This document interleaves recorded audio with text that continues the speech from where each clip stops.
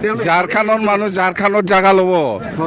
ইয়াৰ অসমত নহয় অসমত জাগা নাই স্যার কিমানখন এখন পাব বিটিসি কোনে আপনার বি পি এফ হয় বি পি এফে 11টা আৰু বিজেপিৰ কাৰণে 4টা 15টা আৰু কিবা লাগে আৰু লাগে চিট দিব হাম্বা সব ওলাই দিম মই যত আছে পাব্লিকে কৈছে স্যার মন্ত্রী লাগে বলি এবার জিকার লগে লগে আমার সরমুজ স্যার মন্ত্ৰীটো দিবই